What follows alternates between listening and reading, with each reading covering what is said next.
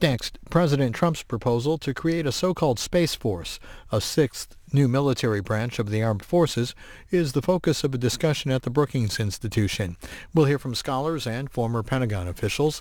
This is about an hour and a half.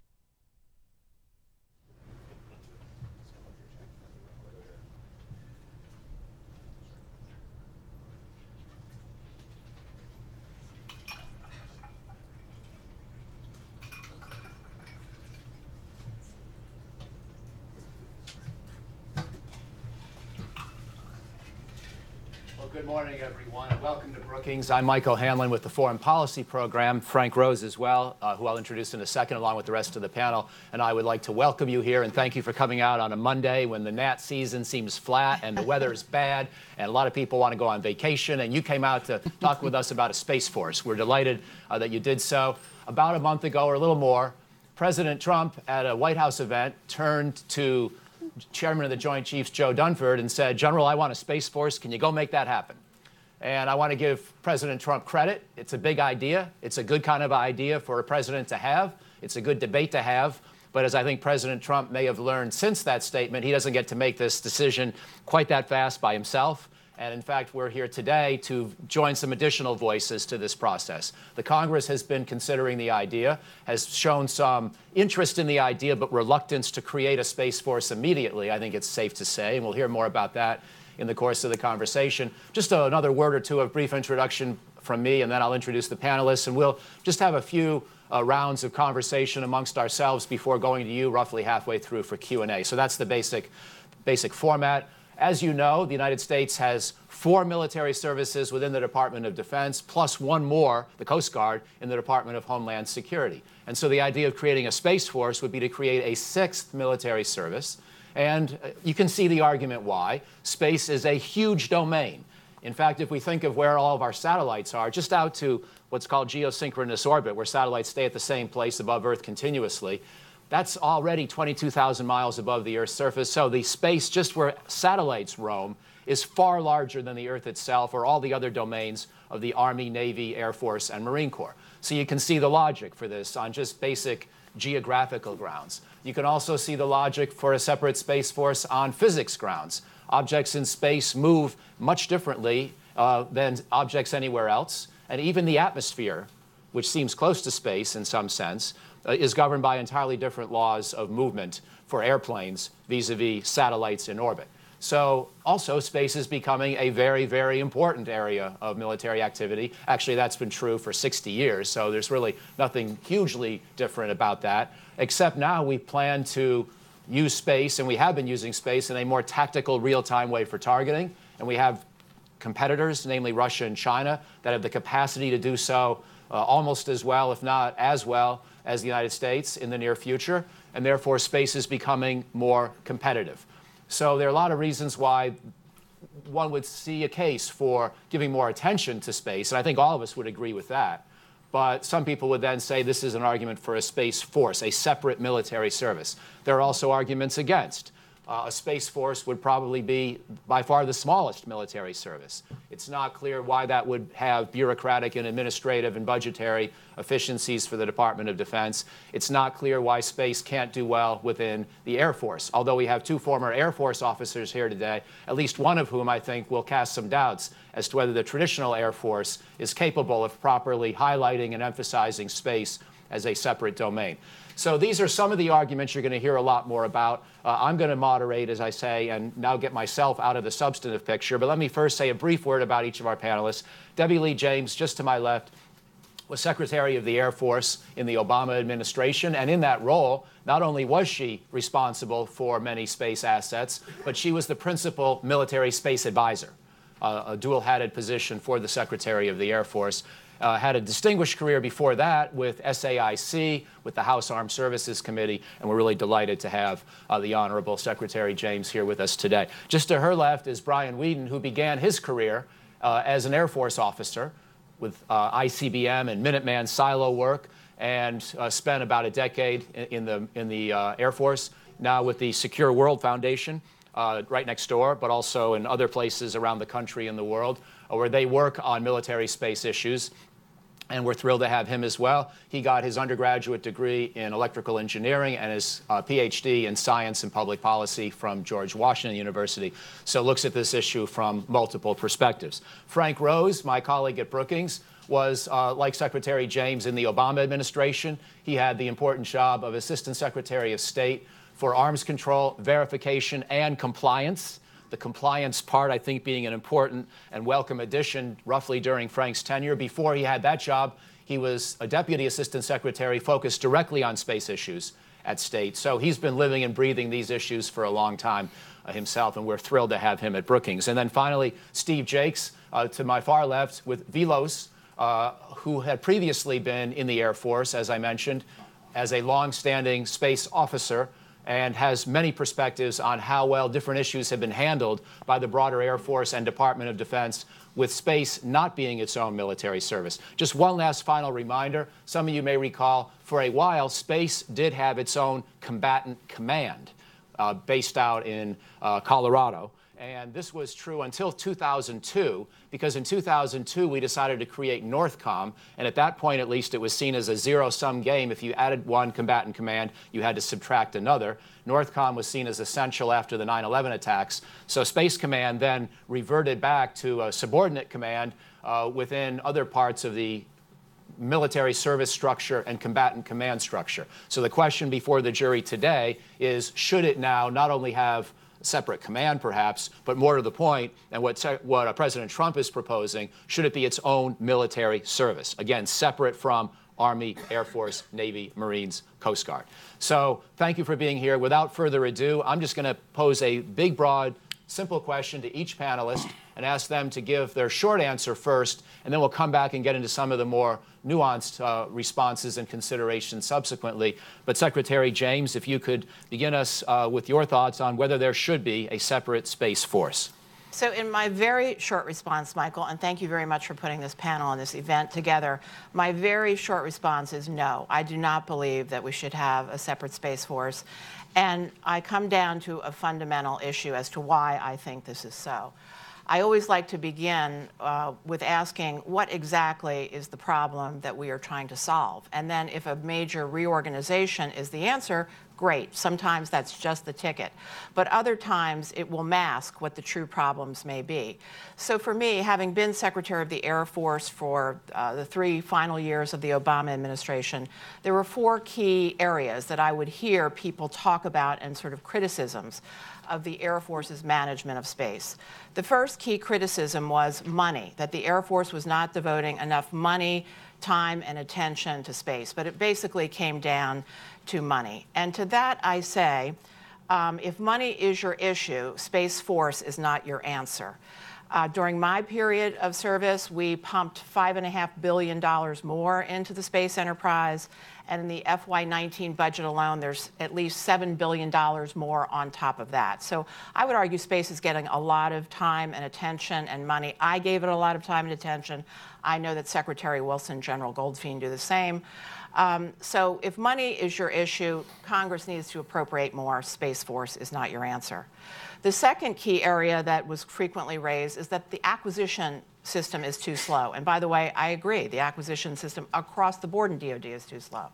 But if acquisition slowness is your problem, I would argue Space Force is not your answer. Rather, the answer is continue to do exactly what is being done, drive down decision-making, empower your program managers more, use the authorities Congress has given to do more creative and quick things. These are the answers, quick prototyping, et cetera. Space Force is not your solution. The third thing is more focus on the people of the space enterprise. That's another criticism I've heard. Once again, I say if people is your problem, Space Force is not your solution. Rather, better solutions to those people issues could be reform of DOPMA, the Defense Officer Personnel Management Act, which, by the way, is working its way through Congress, which will help not only the space enterprise, but other career fields as well. There could be more done with the Secretary of the Air Force's instructions on promotion boards. They could redo requirements of the staffs across the Air Force to make room for more space personnel to be integrated with those staffs. So once again, I say, if people is your issue, the 10 to 35,000 people of the space enterprise, I think, would get totally lost in the bureaucracy of the Air Force with a brand new Space Force. Finally, warfighting focus. That is the final thing. And by the way, I think that is the key thing that is driving the president with his announcement, warfighting focus. By the way, I agree. We haven't, if you look back over the 20, 25 years, done enough. I think we've done a lot more in the last 5. But if warfighting focus is your issue, Space Force is not your answer. A military service trains, organizes, and equips. It doesn't warfight. The combatant commands do the warfight. And so, just as you heard Michael O'Hanlon said, I would support a full-up unified command. So it would be the equivalent of a STRATCOM. I would certainly support that going forward to focus solely on space. The NDAA has a sub-unified command, which is kind of the next level down. I am much more in favor of that approach because I think that would really be the ticket for solving the problem that everyone is mostly focused on. So in conclusion, we're going to get a glimpse of where the Pentagon is going. In the next week, they're going to come out with their first report on this matter.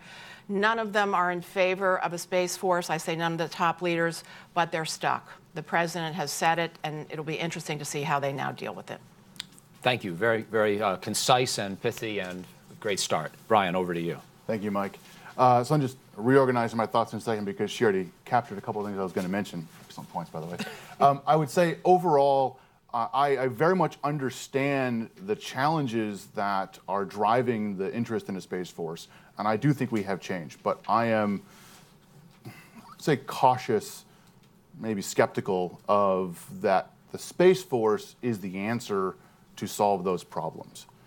I would highlight what's going on in the space domain as 3 big trends: globalization, commercialization, and militarization. We're seeing a lot more countries get involved in space. They're doing lots of different things in space. Some are doing a full spectrum that the U.S. is. Some are doing just a piece of civil or commercial or national security. We're also seeing the commercial space sector finally take off and is probably going to eclipse the government activities in space for the first time and then continue to outstrip them. And then finally, militarizing, we're seeing space go from a largely strategic domain to, as Mike suggested or pointed out, basically being integrated at all levels of warfare and being an essential component of pretty much every military operation here on Earth in the near future. And all of those are driving changes. So the question is the current makeup, which has the Air Force be the lead for the military component to space, is that still the right method to go forward? So to build on some of the things that Deborah talked about, I would highlight a couple other things. At the moment, I really don't know what the Space Force is. It doesn't have a lot of definition to it. And at this point, that kind of means it means everything to everybody. It can be whatever you want it to be. Some people are talking about it's going to be this warfighting element. Well, as was pointed out, that's actually not what an operate, train, and equip service does. They build things, and they recruit people, and they train people to go operate them, and then turn them over to a warfighting command that goes off and does the mission. At the moment, that's STRATCOM. The House bill, the Senate Congress is currently proposing to shift that to a new sub-unified command for space. I agree. I think that is an important step forward. That's going to take care of the warfighting part. So warfighting, we don't know if that's been the case. Other people have talked about this Space Force is going to do all these new things that are currently not being done. And I've heard crazy ideas, everything from riding shotgun on commercial lunar mining missions to space-based solar power to everything else, ideas that have been around for a long time that the traditional military has often said no to. Well, in my mind, does that take the focus off of what the real mission should be, which is support to military operations and activities here on Earth? And then finally, I'll just say I'm cautious that we're going to spend all this time on what is really a major reorganization instead of spending time actually fixing the problem. There's been a growing concern, all these trends and increased concerns about adversaries in space from adversarial actions from Russia and China, and the need to do something about that. I'm not convinced spending the next year or 2 years or 3 years or more with a lot of time and effort doing a big reorganization to then be able to tackle making the changes that address those problems is really the best way forward as opposed to actually addressing them. And finally, I'll just say there are other options. This is a debate that's going on for a long time. A space force is sort of on the most independent side of the spectrum. A little bit less independent, you have notions of a space corps, which would still be related to the Air Force for some administrative functions, but would have some independence like the Marine Corps does. There are other crazy ideas out there too, like a space guard, which is something like a Coast Guard for space, where it would have a peacetime role, and then it would transition to a military role. It's not clear to me that the argument has been made that the Space Force is the answer to address all these challenges. Thank you. Before I go to Frank, though, just one quick factual matter, and I just want to make, and Steve or others, or Frank may want to comment on this when they get the mic in a second, but just to get a sense of what we're talking about here. The Space Force, do you agree with Secretary James, would be pretty small? So, for example, if I can just remind people of the numbers here, the active duty Army is roughly 500,000 soldiers and another slightly more than 500,000 reservists and guardswomen, so more than 1 million people in uniform. The Air Force and Navy are each a little over 300,000 active duty uniformed. The Marine Corps a little bit less than 200,000. So that's the pecking order in terms of size. And the Coast Guard is 40,000-ish. Yeah. So a Space Force would be similar in size to a Coast Guard more than to any other military service. Is that a fair agreement we would all have across the board? Great. I think Air Force Space Command bills itself as roughly 40,000, which includes military as well as contractors. And Coast Guard is also around $10 or $11 billion budget, which is roughly around where the Air Force budget for space is, at least the unclassified budget. So yeah, it's on the same order of magnitude. Great, thank you. Frank, over to you. Well, thanks very much, Michael. It's great to be here today. Let me start by saying I'm undecided with regards to whether the idea of a Space Force is a good idea or not. I don't discount the possibility that Trump was watching Star Wars, saw the Death Star, and said, I need to get me one of those. But in reality, this is a very serious issue. And it is primarily driven by the development of anti-satellite capabilities by Russia, China, and others. And this is something that President Obama himself was very focused on the last 2 years of the administration. So it's a serious issue. I think Brian and Debbie did a nice job talking about the concerns. The pro, I would say, is fundamentally about, is this the right way to deal with the ASAT threat? And that's really what we need to be focused on. Now, I do have some concerns about the Space Force, specifically how it was rolled out.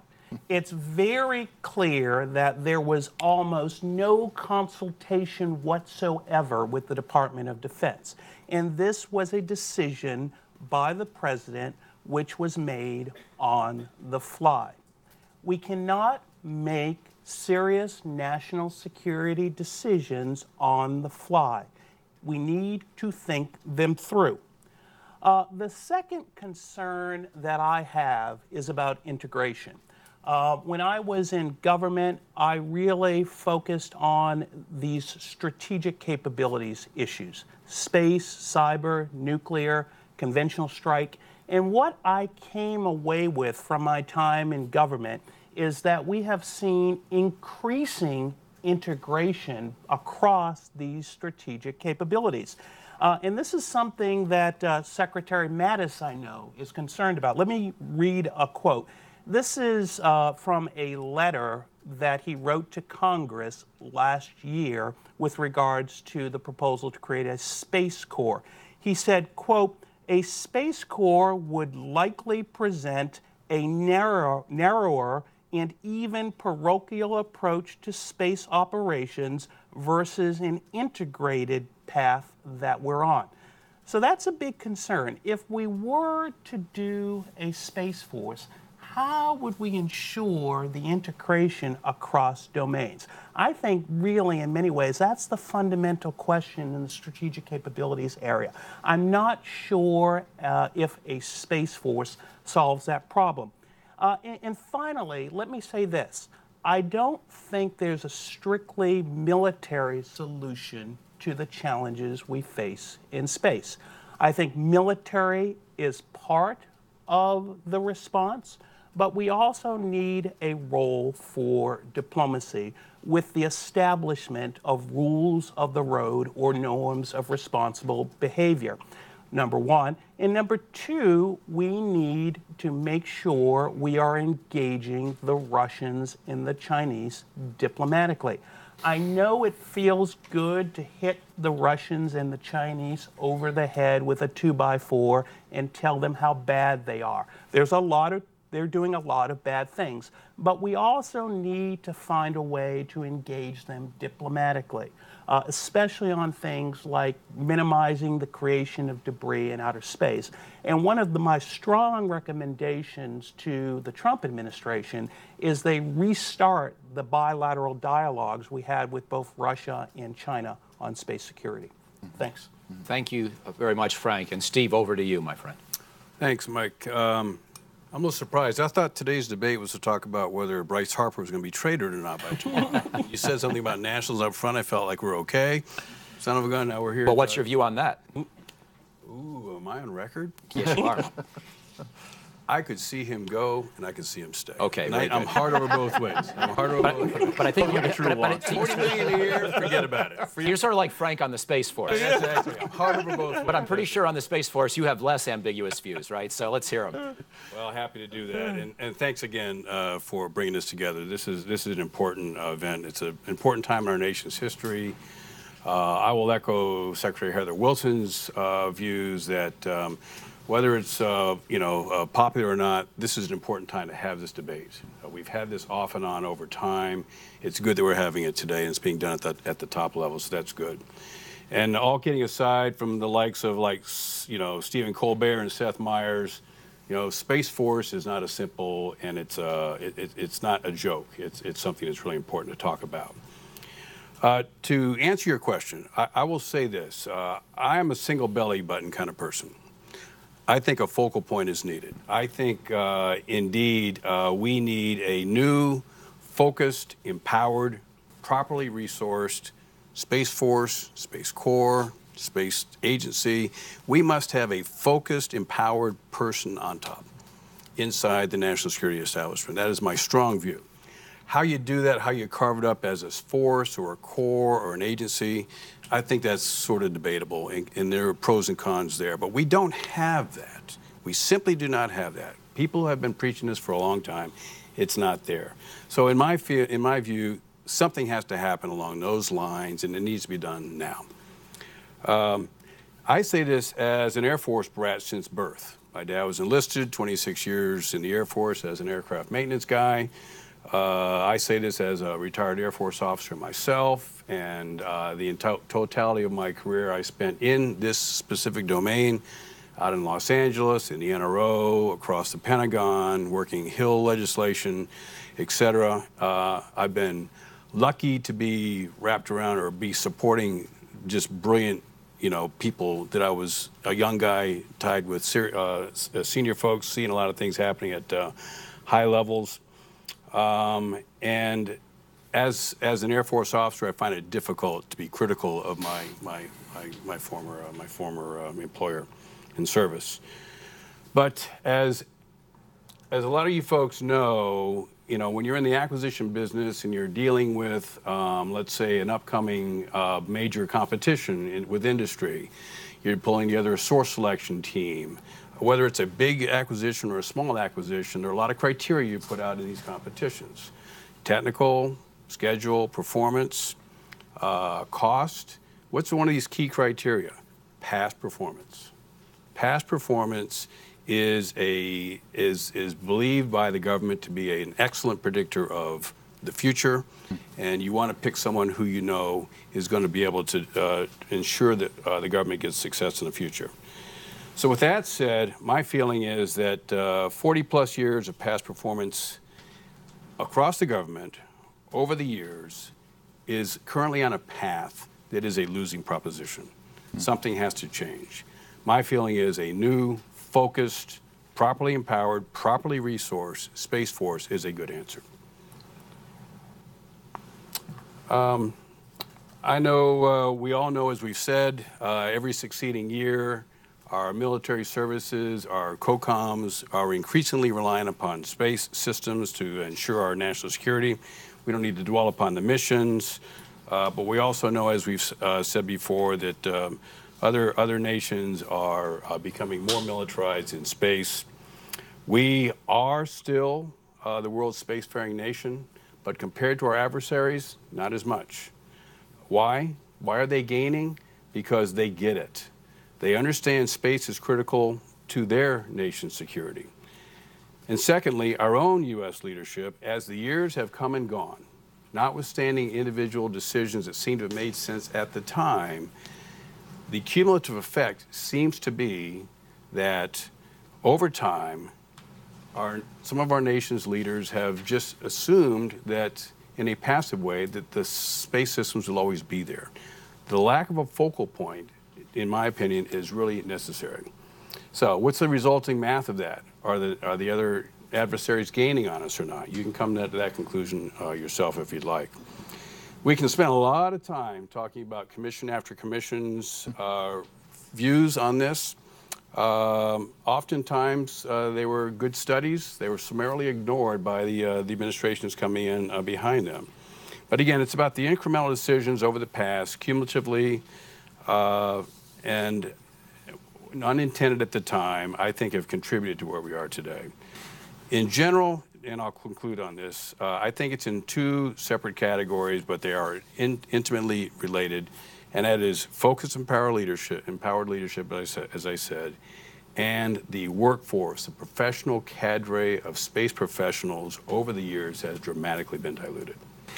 Fantastic opening round. I just want to play a very small role here and tee up one additional question, and then just let people go down, embellish and develop any of their original arguments, respond to anything else they've heard. But I want to add one more question to the mix as we do that, which is, as we think about the evolution of the Air Force, a service that's only been around since 1947, we think of an Air Force that in the early decades we associate with Curtis LeMay and strategic bombing and nuclear deterrence, and then the use of big bombers in Vietnam, as well as obviously shorter range systems. And in my very imperfect understanding of the evolution of the Air Force, that was one big period.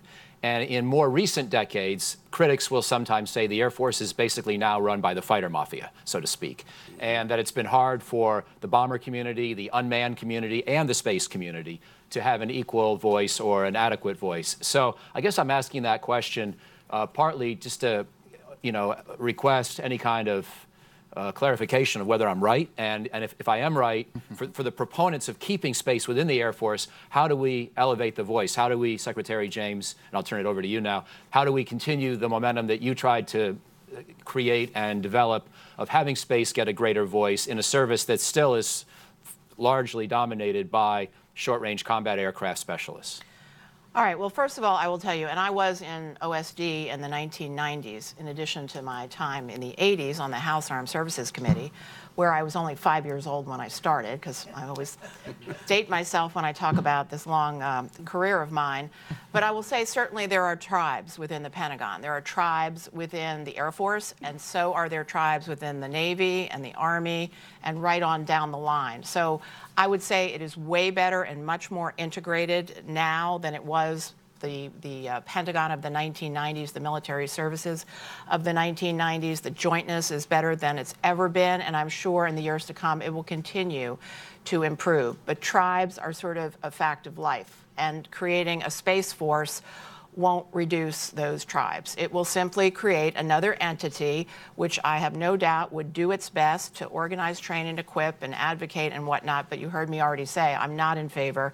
It would be too small. I think it would get lost in the shuffle of the four big services that currently are the Department of Defense. Remember, Coast Guard is under a separate Department of Government, and frequently, if the Coast Guard Commandant were here, would probably tell you the Coast Guard struggles within that department. I would also say that using the logic of, space is terribly important, which it is, therefore we need to separate it out to be its own separate military service. If that logic persuades you, then I would argue you would also have to be in favor of a nuclear force. You would have to pull the nuclear forces out of the Air Force and the Navy, set them up, and I have heard it said, and believe me, I think it's true, nuclear over time didn't get enough attention. I certainly tried to change that. A lot of changes were put in place, but we didn't create a whole separate force for just the nuclear enterprise of the Air Force and the Navy. Similarly, I could argue there's no single belly button for air. We have aircraft in the Air Force, we have them in the Army, we have them in the Navy. Shall we pull all of those out and create a separate force for air and air alone so that it's fully integrated? My point is this: you can organize and reorganize in any way you could think of, but the real question is the juice worth the squeeze? Because you go through a major reorganization, for anybody who's ever been through it, you will spend years. You heard Brian say 1, 2, 3. I bet it's 5 to 10. Look at DHS, the thrashing that has gone on.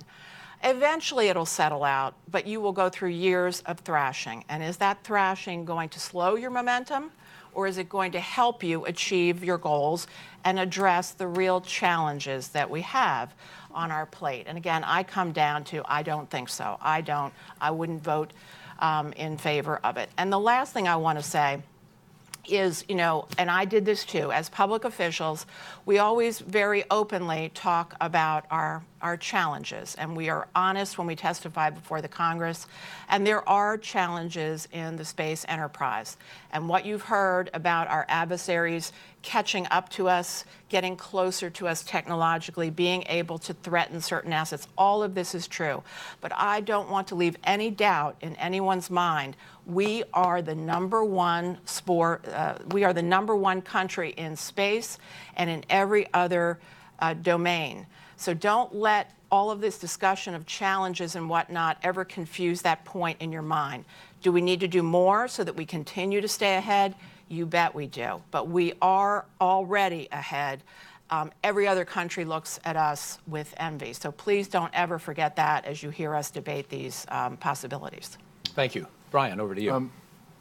Excellent. And a quick plug, if you want to learn more about what those threats are, we published an open source report on global counterspace capabilities a few weeks ago that looks at what Russia, China, US, Iran, North Korea, and others are doing to develop those capabilities. It's really good. SecureWorldFoundation.org. Yeah, we did. Yeah, swfound.org. I just want to pick up on this integration question and highlight a couple aspects. I think it's really important for this debate.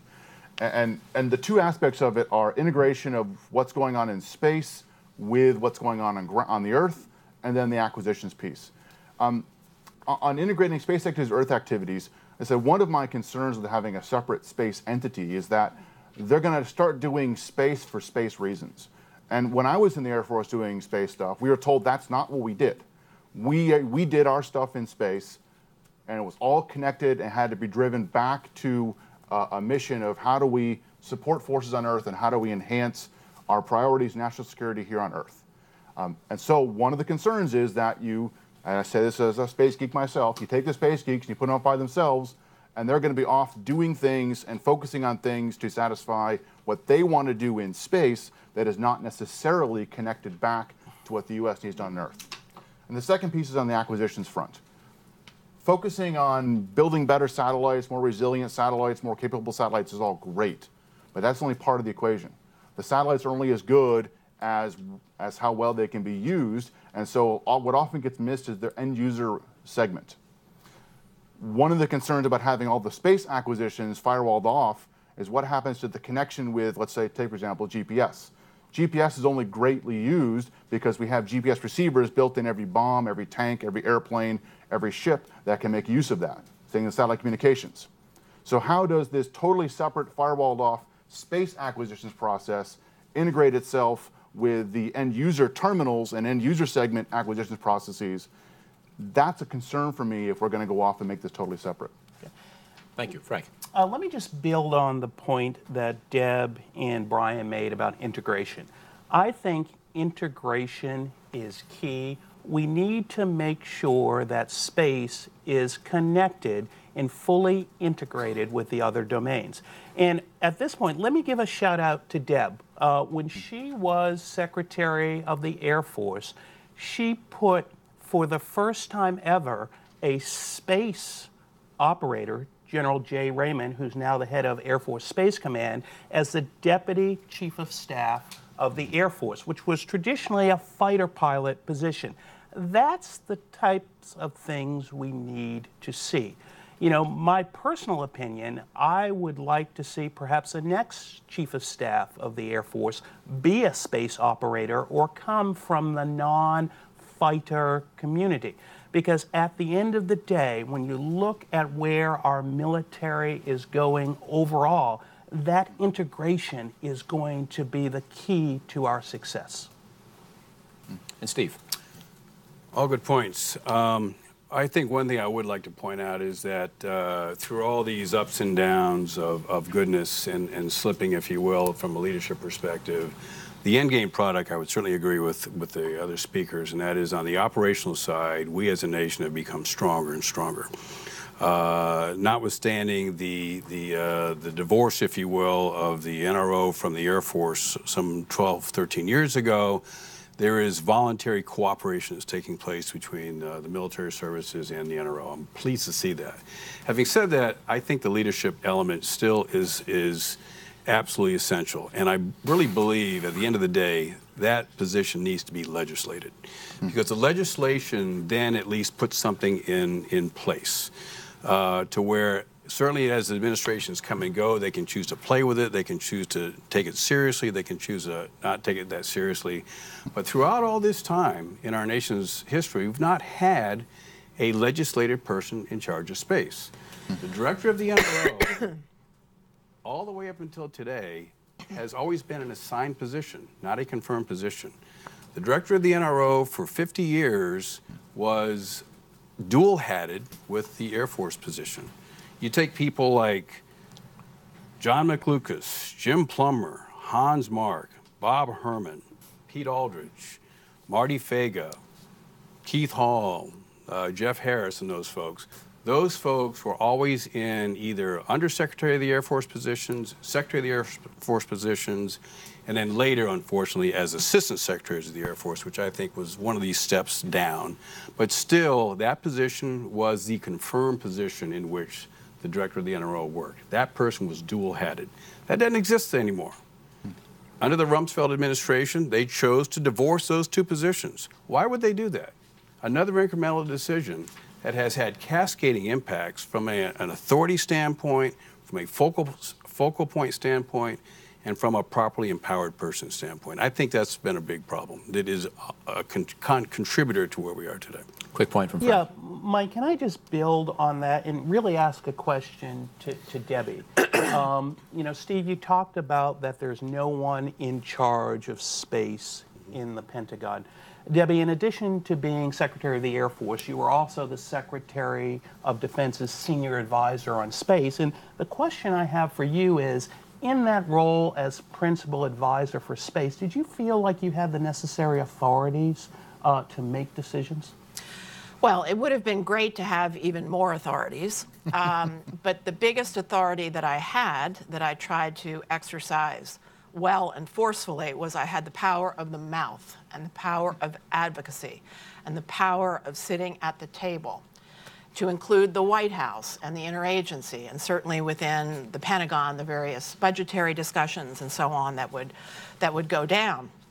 I would say the single belly button for space is the single belly button for many things, and that is either the Deputy Secretary or the Secretary, because the expectation is that we will collaborate with one another, that we won't simply dictate, but rather that we will coordinate and try to work things out, because we are mutually supportive. We, the military services, are supposed to be mutually supportive of one another. So the process always was, if there were disagreements, you would go to a body that was usually headed up by the Deputy Secretary of Defense, who would then hear the arguments and would ultimately make a judgment call. And then all of us would march in lockstep. So again, when it came to a space issue, and even I went against my own service at times, I would write issue papers, and we would bring issues up to say, hey, we really think there should be more going to space in this category or that category.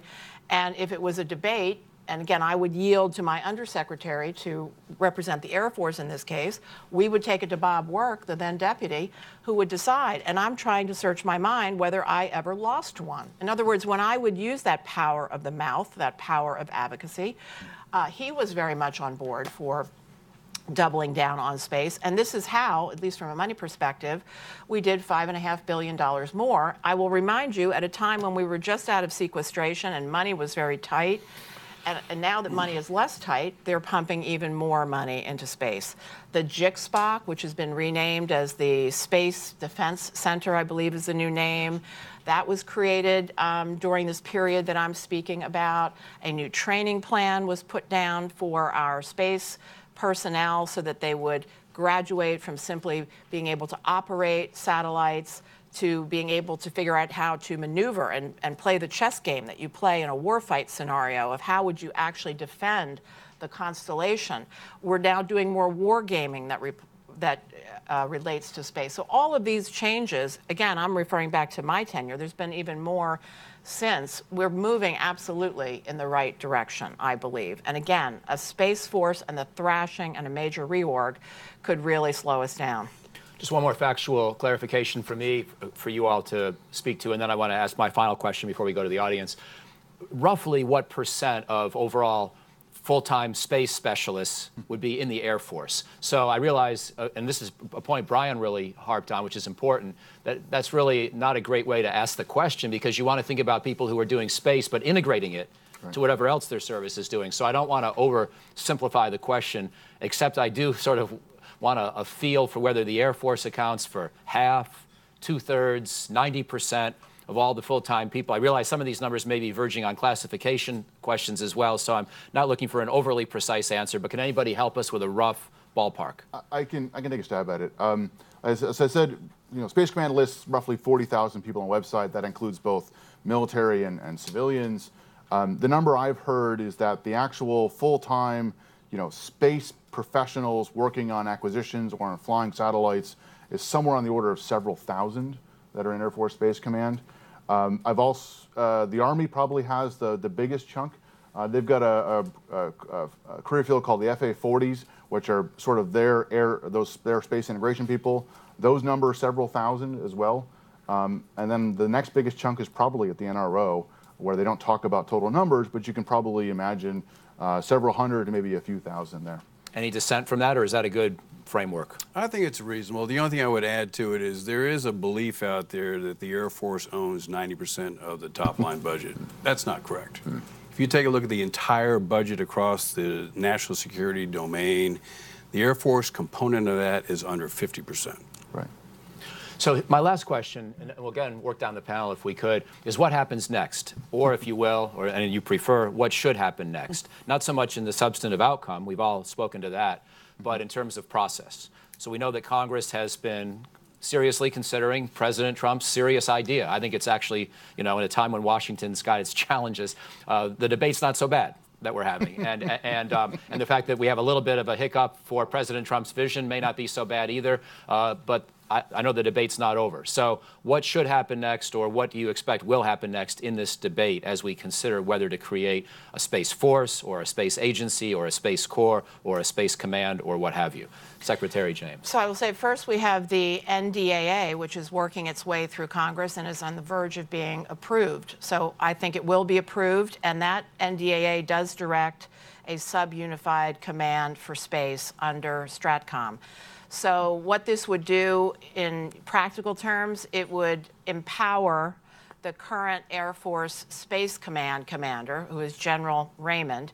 It would give him more sort of power over jointness within the space community. So that is to say those Army and to a degree Navy personnel who were involved with space, he would have a greater say on those personnel and the whole warfighting aspect. So that's pretty much, I'll call it a done deal.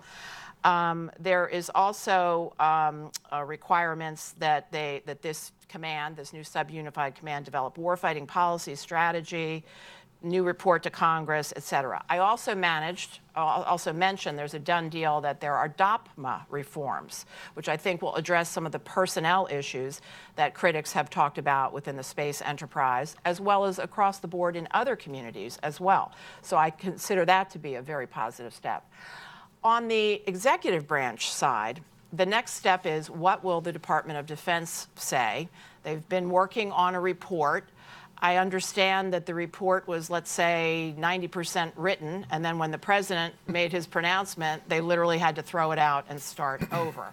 So what will this report say? It is due later this week, so will it come out on time or not, or roughly on time? That's a question. But I suspect one possibility that they're going to do is they're going to lay out different options, and I think the care that must be taken there is that if all of these options are adopted, you could create inadvertently a Frankenstein's monster, because these options don't necessarily work together with one another smoothly. So the options could be everything from either the subunified command or a full-up combatant command. It could be having a space agency, which would be kind of a new acquisition arm. It could be a space corps, which would be more designed to focus on people and organize, train, and equip. And there could be a SOCOM-like model, which could be like a subunified command or approaching a combatant command. I think you're going to see all of these things talked about in this report. But as always, it'll be the first report. So there'll be the 10,000-foot level, and there will be tons of questions, and how in the world would you implement all of this, which would be then the follow-on work. Fantastic. Brian. So, when the announcement was made, I think those of us that kind of know how the process on this works and the need for legislative stuff imagined FY20 would really be the first time we saw anything real happening in terms of movement towards the Space Force. And that's just because of the planning process. So as was mentioned, the Shanahan report, which was directed by Congress, is due to wrap up this month. The next step then is going to be for the administration to figure out what it wants to put in its fiscal year 20 budget request to Congress. That usually comes out around February. And so then that leads into the debate next year in the spring and into this time next year about what's going to happen. On the side of Congress, Chairman Rogers, who's the chair of the House Armed Services Committee, has really been one of the people pushing this issue within Congress. He's the one that's led several hearings, really led for language in previous NDAA that led to the Shanahan study that's going on right now. It was reported by Politico late last week that he said he plans to introduce Space Force legislation around the January time frame, so that then it could be discussed and possibly integrated into the FY20 discussion. So that's really my understanding when we're going to see this take shape, if any, is the findings from the Shanahan report are going to then influence the Trump administration's FY20 budget request, which will then go to Congress, and we'll be having this debate for real, starting next spring. Super. Frank. Let me say that ultimately, it will be the Congress who makes the decision whether to create a Space Force or not. And I think it's going to be very, very important that Congress have a very solid and in-depth debate on the pros and cons of this. My concern is this. Because the proposal is so readily identifiable with President Trump, after the November elections, there will be a, quote, reflexive anti-Trump sentiment, and we will become engaged in a partisan debate. That is not the right way to go. In my view, we need to have a serious debate on the pros and cons of the Space Force. Yes, it does come from President Trump. He has embraced it. But a lot of Democrats have embraced the idea of a Space Force, including Congressman Cooper, the ranking Democrat on the House Armed Services Subcommittee for Strategic Forces. So let's have a serious discussion led by Congress that seeks to come up with a bipartisan solution. Because as I noted a little bit earlier, President Obama himself was very, very concerned about the threat to our space systems. And I spent a lot of my time during the last 2 years of the Obama administration sitting in the White House Situation Room with Debbie, going through all the things that we needed to do with regards to responding to this threat. And I would hate to see this debate overcome by partisan considerations. Thank you, Frank. Important point. Steve. Good points made by all. Really, as has been suggested, this is an apolitical issue. This is an apolitical issue.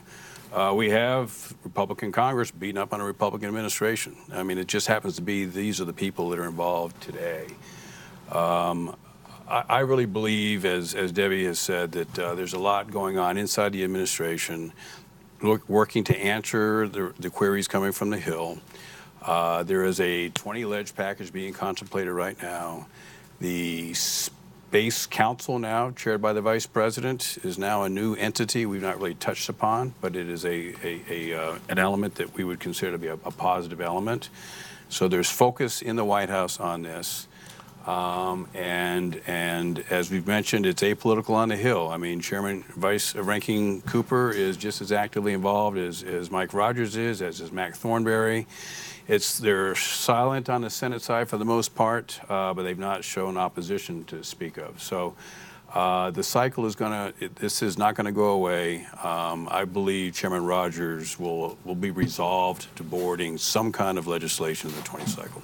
We can put high money on that. Yeah, absolutely. Well, thank you. Let's go to you. Please wait for a microphone once I call on you, and please identify yourself. We'll take about 3 questions per round. We'll start up here in the front 2 rows, and then the gentleman in the white shirt in the 6th row for our first round. Thank you. Herb Rose. I look at the panel here, and I see no faces that look as old as mine does, but maybe you have some historical information about the development of the Air Force. I was born before World War II, and remember that when we went from a corps, the Army Air Corps, to the Air Force, I'm wondering whether you see any, the situation was different than we have today, but were there any considerations then that might be applicable today in making this decision or transition? Thank you. Right here behind you. Thank you. Sandra Irwin with Space News. Thanks all for having this panel today. I wanted to pick up on Secretary James' point about momentum, and the Air Force presumably has some momentum going and some things they want to do in space. So based on your experience, all of you, when you look at potentially a 2-year process to reorganize DOD or the Air Force, how likely is it to disrupt or slow down or potentially roll back some of the momentum in the Air Force, and how difficult will it be for them to stay focused on doing some of the things they're doing in space? Thanks. Thank you. And then one more here in the 6th row, gentleman in the white shirt. Thank you. Good morning. My name is Tom Squitieri with Talk Media News. My question follows up a little bit on the first gentleman's. The Air Force, 70 years ago, was the Berlin Airlift, and it sort of gave credence to the creation of the Air Force. It proved, as the advocates said, that it needed a separate entity for the Air Force. Will it take something like a Berlin Airlift challenge to spur forward any kind of development of a Space Force, Space Corps, whatever you want to call it? Thank you. So to answer, why don't we give the floor first to Secretary James, because she had a question directed to her, and then I want to ask Steve to start with the other questions which have more historical flavor, because like me, he's one of the older guys on the panel. So we'll do it that way. Secretary James, over to you, please, first. I think it is a virtual certainty that if a Space Force is legislated, and if it in fact goes through, it is a virtual certainty that it will be a huge undertaking. It will consume a lot of time, effort, thinking. Absolutely, it will be call it a distraction. Now, again, ultimately, it could be the best thing since sliced bread, but it will be a huge distraction while they're going through it. And it can't help, therefore, I believe, slow the momentum, because right now, all the focus is on getting things done. And suddenly it will shift to who's going to report to who and how do we get these directives written and all of the many things that go into creating a brand new bureaucracy. And I don't even mean bureaucracy in a bad sense. I mean, a military department would be a new bureaucracy that would have to be created. Again, let's just take a small example, the reorganization of the Undersecretary for Acquisition, Technology, and Logistics. That's taken 2 years already. It's only now sort of finalizing out the plan. They've announced they're going to be reducing headcount. I can tell you that's going to either cause rifts. The people will have the opportunity to go to other jobs, perhaps. There's going to be a lot of shuffling around. So that's a small example of a bureaucratic reorganization, and it's caused a lot of tumultuous activity. Now, it will settle out, and to Ellen Lord's credit, she has done all the right things, in my judgment. She's pushed a lot of these authorities down. She's taken a lot of the checking the checkers out of the equation, which is the right type of move. Whether the reorg had ever happened or not, she's making the right types of moves to speed things up and to focus on innovation. But again, I think it's a virtual certainty that it will distract people and that the momentum will be challenged. Steve, over to you, and then we'll go to Frank and Brian. Sure, thanks. You know, the Rumsfeld Commission said, be careful, there could be another Pearl Harbor coming up in space. Pearl Harbor was very visible. We saw it, we felt it, we're impacted by it. Space is invisible, you can't see it. We know there are threats on our systems out there, and there are increasing threats to our systems. How do we handle that? That's a key element that concerns me. Is it worth the trouble to pull together a new organization? I believe it is. I believe it's the return you get on your investment over time will actually pay off. I worry about the tribalism concerns that Debbie has mentioned because people will tend to hold back on dollars, hold back on people. I remember talking recently to a tech sergeant over in the NRO, Air Force tech sergeant who's been doing space operations his whole career. He's in his late 20s. He was concerned about what would happen to him. He's talking to his friends, his colleagues, his fellow folks in the Air Force. You know, it's going to take a few years for this to happen, if it happens at all. Am I going to get a choice to stay? Am I going to get a choice to opt out? All these things are rippling down to the actual workforce. And so these are things to be concerned about. And with proper leadership and authority, which is easy to say, governance is hard to do, I personally think it's worth the effort. Yeah. Frank. You had mentioned a Berlin airlift moment. I would argue we've already had that, and that was China's 2007 ASAT test. I think the key question now is, how do we respond to this threat? Believe me, this issue has senior government attention from the president on down.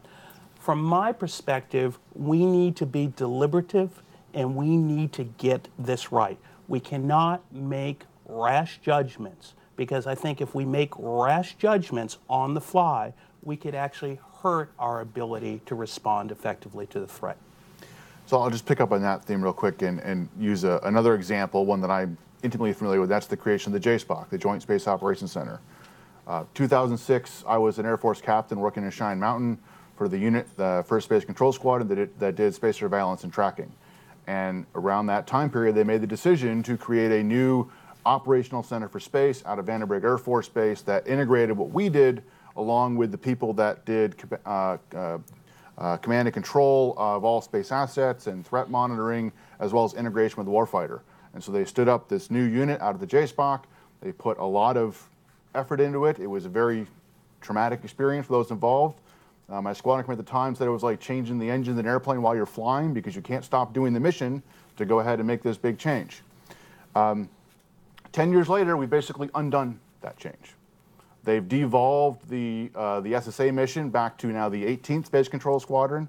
They've devolved the Battle Management Command and Control mission down to the National Space Defense Center, and they've renamed the JSPOC as the Combined Space Operations Center to mainly focus on the space integration of the warfighter, which is a very important mission.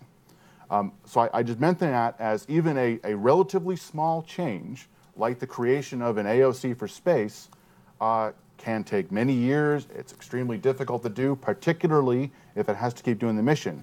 And the creation of a Space Force is going to be orders of magnitude more complicated than that one change. Super. Let's go to a second round of questions. We'll start here in the second row, and then we'll take the gentlemen on the aisles here in the fourth and fifth rows. Hi, thank you. Amanda Macias with CNBC. How expensive could the creation of a Space Force look like, and are you tracking new military academy, new ranks, equipment, uniforms, those types of logistical questions? Great question. All the important stuff. Back here.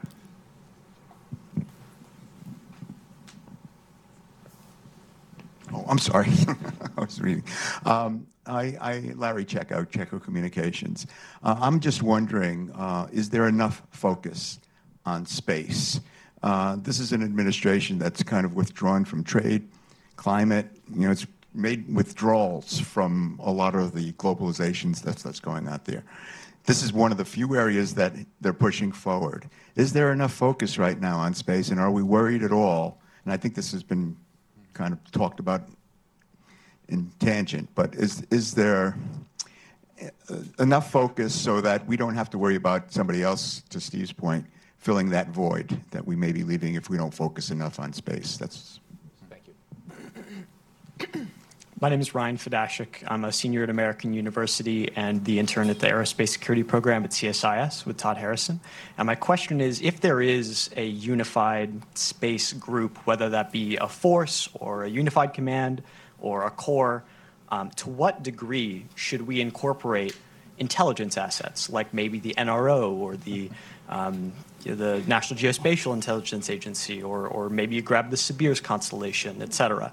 And I'm not asking you to name, specific programs, but can you comment maybe more on the blending between Title 10 and Title 50 and the degree to which intelligence assets and the military are integrated in the space environment, what that should look like? So this time we'll go reverse order, starting with Brian, who I think volunteered to tackle the budget question as well. But I want to ask somebody in the course of this to clarify one thing too, which is when we talk about a Space Corps, I'm assuming the model there is the Marine Corps, which is a separate service, but within a department of the Navy in that case. So the Space Corps presumably would be a separate service, still under the Secretary of the Air Force. I'm just guessing, but somebody can perhaps clarify. Okay. So I'll just tweak. All those things about, by the new uniforms Twitter thread was one of the best things in the last few months that I saw, the new space uniforms. All those little decisions, right? About, do you have a separate academy? How do you do promotion schedules, and what does a career path look like, and uniforms? That is all the bureaucratic minutia that Debbie has highlighted as the thing you've got to figure out. That is a distraction from actually doing the mission and answering the big questions, but they're the thing that invariably is going to happen when you create a new organization. The first thing you do is, what is the logo, what is the mission statement, what is the vision statement, and what do our uniforms look like? And just quickly, to your point, there is enough attention. I would answer that yes and no. I would say I think there is a lot of attention. As Frank mentioned, towards the end of the Obama administration, there was presidential level attention on the national security space issue and on how to deal with the threats. I think we've made a lot of progress in the national security side of it, particularly in the military. But what I have not seen is a lot of focus on the diplomatic side, as what Frank has talked about. There's thousands and thousands of people and billions of dollars focused on the military equipment, hardware side. What are we putting into the diplomatic discussions? The other piece of, the military, we talk about national strategy has 4 elements, DIME, right? Diplomatic, information, military, economic. We can't just focus on the military. What is the rest of that? I do think the Space Council is helping. And they have somebody like Scott Pace, the Executive Secretary, who knows his way around all this, and that integration function across all the different departments and agencies can help. But that's got to be backed up with resources. And for right now, almost all the resources are going on the military side, not necessarily on the other pieces of the equation. Frank. Let me just build on the point that Brian just made. I actually think that the Trump administration has done a good job on focusing attention with regards to outer space. I think reestablishing the National Space Council with Scott Pace as the executive director and the vice president as the chair has done a good job at integrating national security, civil, and commercial space. Additionally, with regards to their overarching national security documents, the nuclear posture review, the national security strategy, the national defense strategy, they have incorporated space in all of those reviews. My biggest concern about this administration's approach to space has really been the lack of diplomatic engagement. Not to toot my own horn, but when I was Assistant Secretary and Deputy Assistant Secretary, we had numerous engagements with allies and friends on space security issues. My understanding is that those dialogues have been largely dormant over the last 18 months. Secondly, we also engaged Russia and China. Now, while I am 100% behind the idea that we need to develop capabilities to defend our systems, we also need to talk to Russia and China. During the Obama administration, we established space security talks with China and a bilateral space security dialogue with the Russians. We actually made some decent progress, especially on the debris issue. So overall, I think the Trump administration has done a decent job on providing focus on space, but the weak point is the lack of focus at senior levels at the State Department to advance the space diplomacy initiatives. Thank you. Steve. I agree with everything you just said, Frank. And I think within that, once again, not to keep beating the same drum, a single, focused, authorized, empowered person in national security space is essential to help prosecute that kind of a campaign. The bigger body politic today doesn't have that expertise focused on under certain leadership. And I think it's in the nation's best interest to take that on. And in many cases, bring it back. Because for 40 years, we were confined. We were combined, where the leadership was focused. The policy crowd ought to be a part of that inside the national security apparatus. So I think I hate to keep saying the same thing over and over again, but getting back what we used to have, we don't have today, and that's a large reason why we're talking about it right now. And so I'm really hopeful that whatever happens next year in the 20 cycle, that someone's going to do an up or down vote. Super. Madam Secretary, over to you. Yeah, I would just say I don't know how much it would cost to set up a separate military service or a separate military corps. But if anybody thinks you're going to do it on the cheap, I will tell you I've never seen anything like this done on the cheap. So number one, it'll cost more than whatever they predict, even if they try to do it judiciously. And again, if they do it judiciously, you say, well, that sounds good from a business perspective, but it will put that new entity at a disadvantage bureaucratically. And these are just facts of life. Whatever happens, though, and you heard what my opinion, I don't think a Space Force should take place. I think there's other ways, particularly the combatant command, the subunified command, to address the most pressing issue here. But if there is to be a new military service called the Space Force, I hope it will be done comprehensively. That is to say, I hope it will not only just carve out a piece of the Air Force and call it the Space Force, I hope they'll fold in the NRO. I hope they'll fold in the Army assets, the Navy piece. I hope it will be a comprehensive move. And by the way, I suspect the leaders of the Army, Navy, and NRO are really trying to fly under the radar on this one because they're trying to, hold on. That'll be another bureaucratic mess. But if you're going to do it right. Do it comprehensively. I would say the same thing if it's a corps, whether it's a force, a corps. Do it comprehensively is essentially my advice.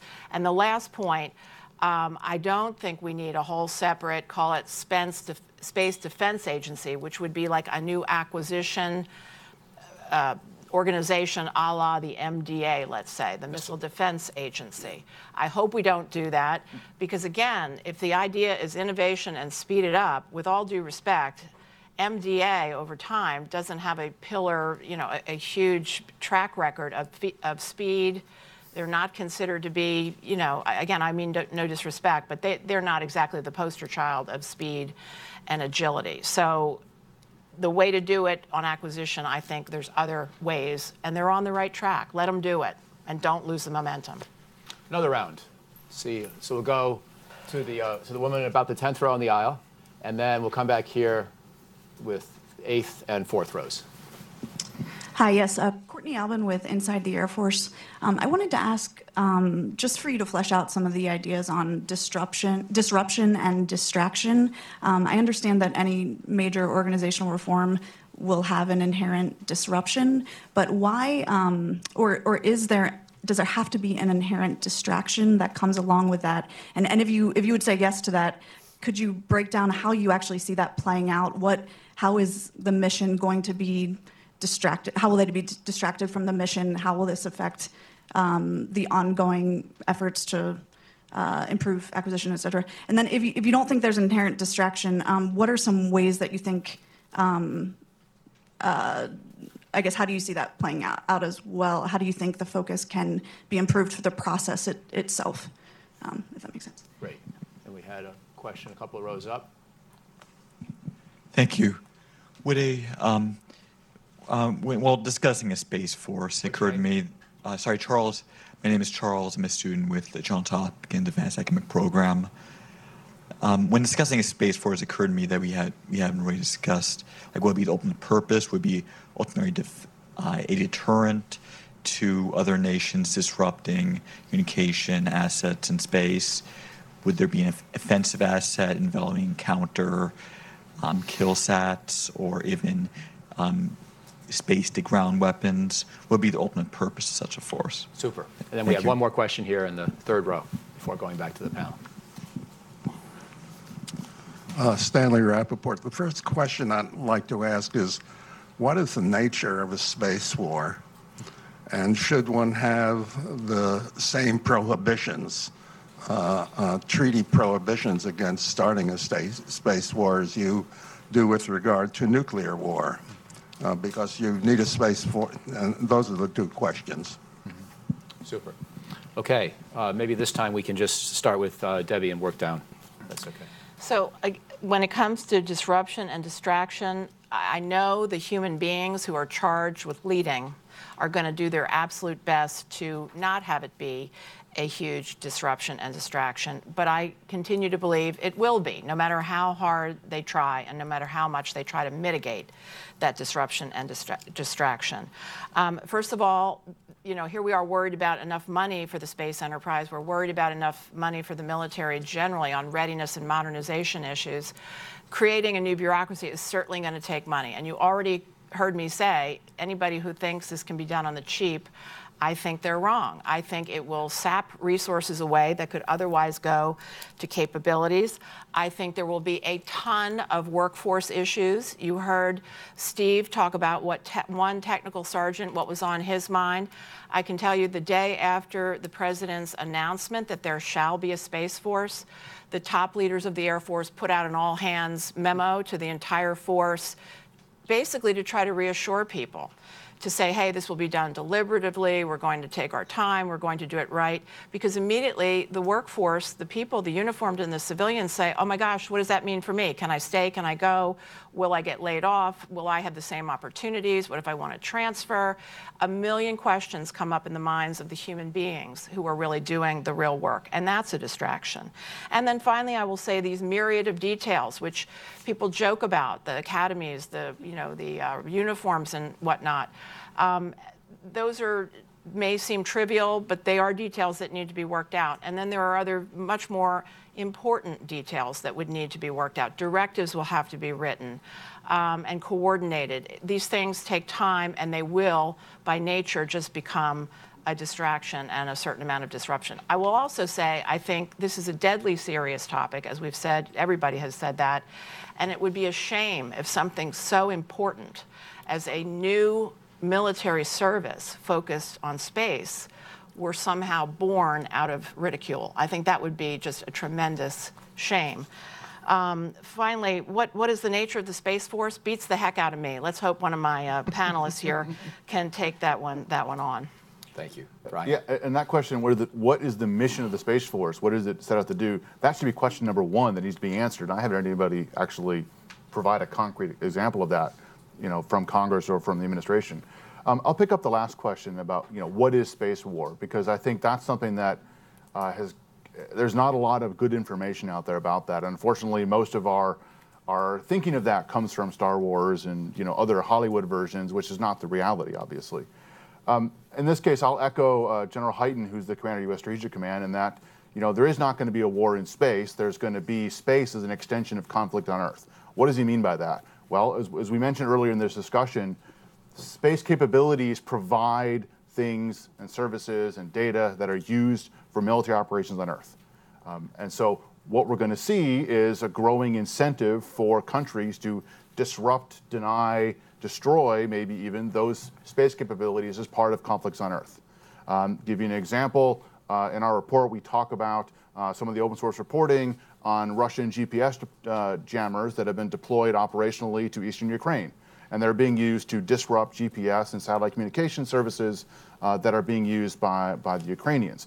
That is a anti-satellite capability. It's not destroying the satellite, but it's disrupting the ability to use that space service in that military operation. Now, of course, you could also go further away and destroy the satellite. As far as the legal context, just quickly I'll say the UN Charter holds in space. Right? The UN Charter prohibits use of force and aggression except under consideration of self-defense.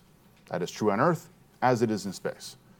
And so the big question is how that applies to military activities in space, as well as the rest of the law of armed conflict. There's actually a project underway, two projects actually, that I'm involved with to figure out basically a manual for how international law applies to military activities in space. One being run by McGill University in Canada, one being run by the University of Adelaide in Australia, and University of Exeter in the UK. And those two projects are set to try and figure out what does self-defense mean in the case of a satellite? What is proportionality? What is protection of neutrals and third parties? All these questions that we've resolved in the air domain, in the maritime domain, in the land domain, or at least mostly have good ideas on, what do those mean in the space context? And that is yet another big question that is still unanswered. Great, thanks, Frank. Yeah, let me address the last point, and that's what's the legal regime for outer space. Now, Brian is absolutely correct. The UN Charter, well, at least from the U.S. perspective, the UN Charter applies to outer space. But there's also the Outer Space Treaty. Mm-hmm. Now, the only thing the Outer Space Treaty says about militarization or weaponization is that you can't place nuclear weapons or other WMD in outer space. And there's also the Limited Test Ban Treaty of 1963, which prohibits nations from detonating nuclear weapons in outer space. Now, there have been proposals, specifically by Russia and China, for a legally binding arms control regime in outer space. In 2008, the Russians and the Chinese introduced the Prevention of Placement of Weapons in Outer Space Treaty, known by the term PPWT. Now, the United States and most of our allies have had serious concerns about this treaty for three reasons. One, it doesn't define what a weapon in outer space is. For example, during the 1980s, the Soviets made the case that the mechanical arm on the space shuttle, built by Canada, I would note, was a weapon in outer space. Secondly, it is totally silent on terrestrial-based anti-satellite weapons like the ones China tested in 2007 to destroy one of its satellites. And finally, it's not effectively verifiable. And even the Russians and the Chinese have agreed that with current technologies, they could not verify the PPWT. In my view, the response is not a legally binding treaty for a variety of reasons. Where I think the international community should focus its time and efforts is developing norms of behavior. And I think this is an area where we've seen a lot of progress. For example, we had the UN debris mitigation guidelines back in 2007.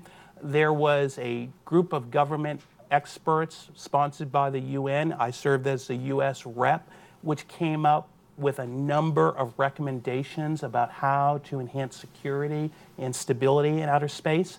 And I think the United States has done some really good work with China, especially towards the end of the Obama administration, on the issue of destroying objects in outer space that create lots of debris.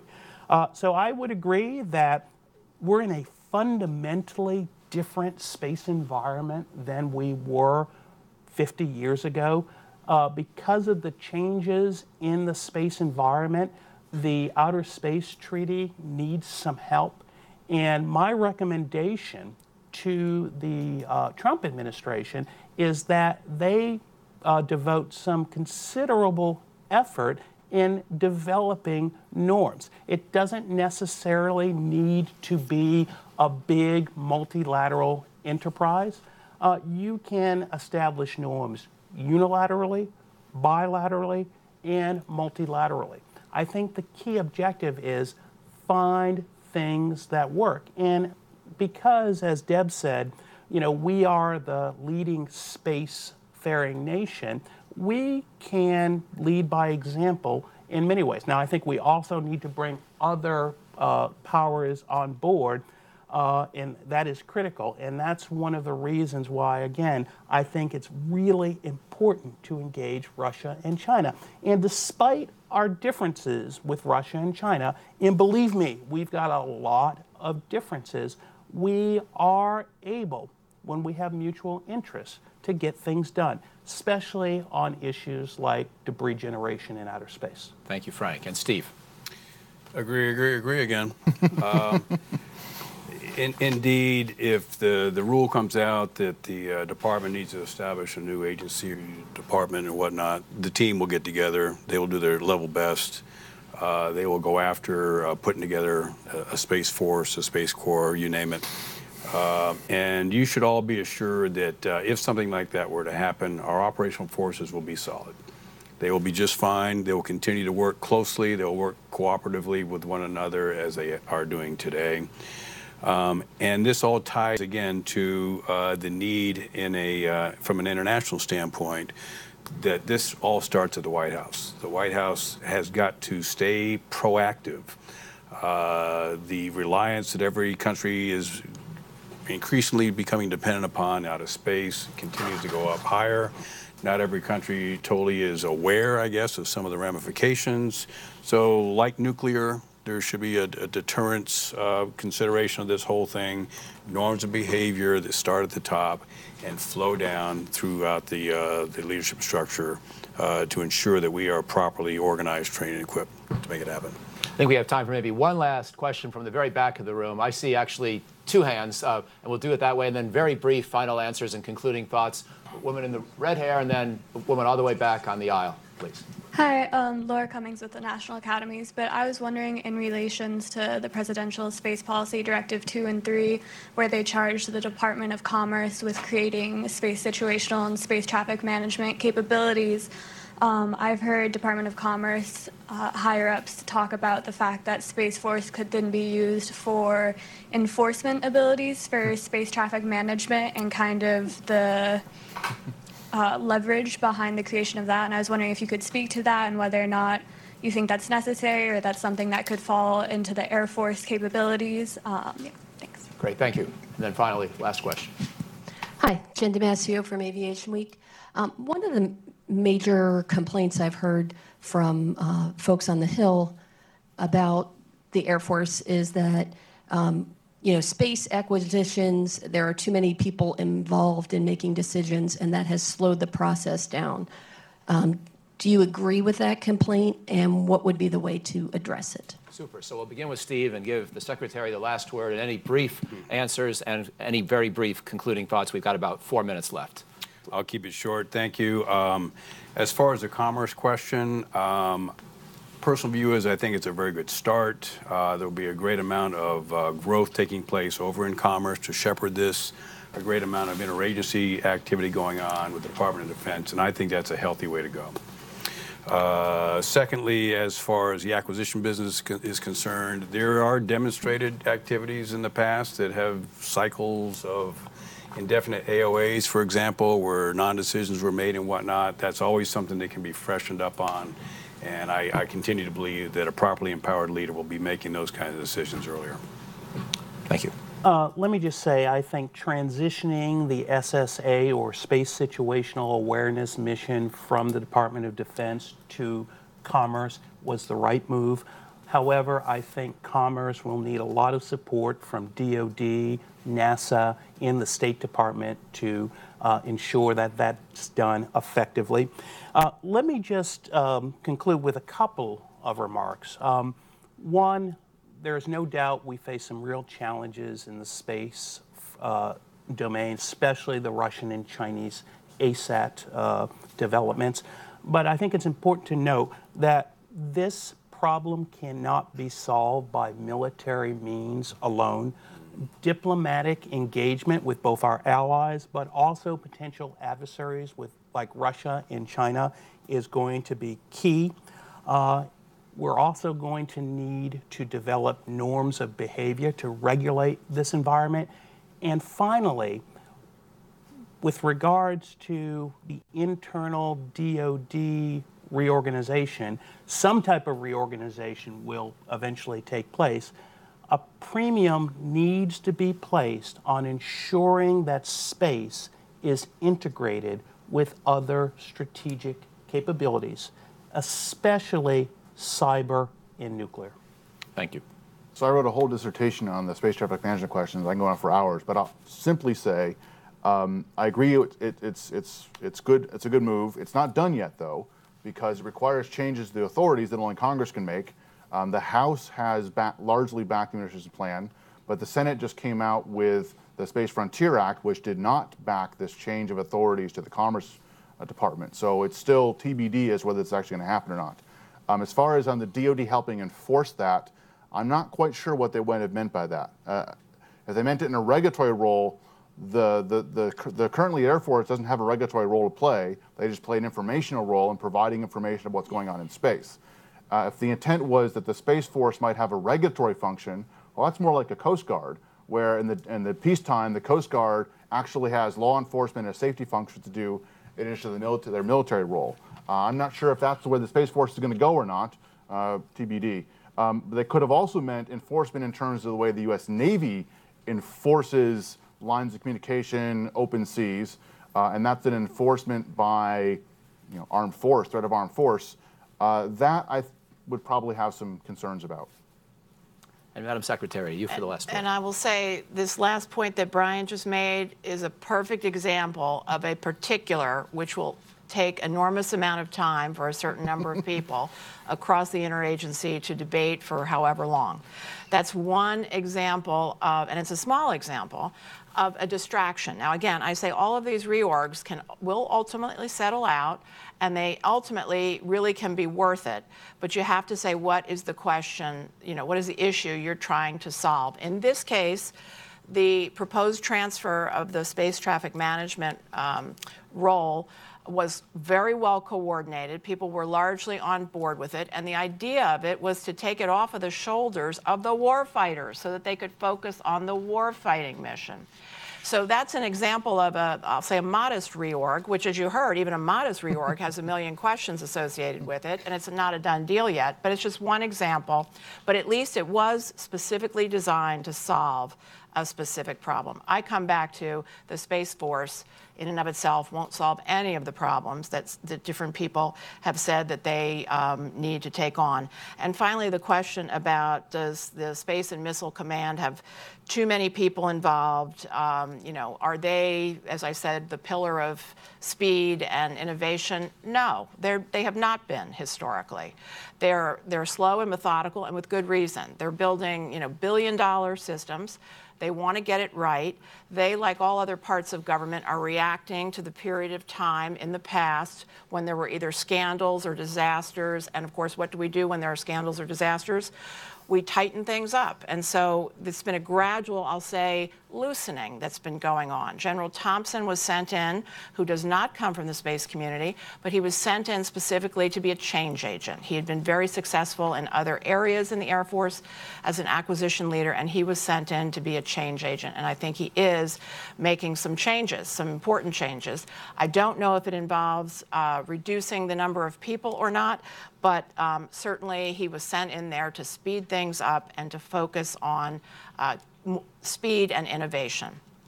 Two very quick things from me before I ask you to join with me in thanking the panelists. First, I want to underscore something Frank said. There's no military solution to all problems in space. I'm not even sure there's a combined military diplomatic solution, in the sense that I think satellites will be inherently more vulnerable in the future than they've been in the past.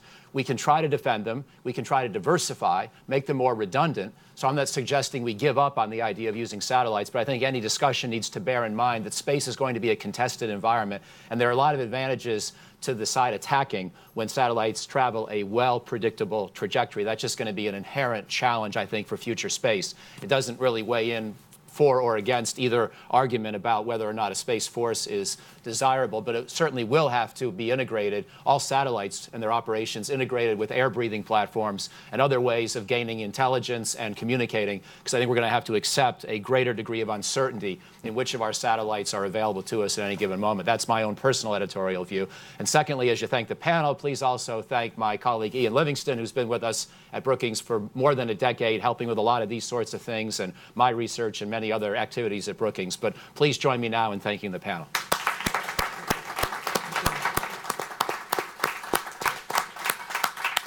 Steve, thanks again for doing this. Appreciate it. I appreciate it. Thanks so much for doing this. Really appreciate it. You don't want to see. Sorry, you put it back on the chair. Yeah, I'll share it again.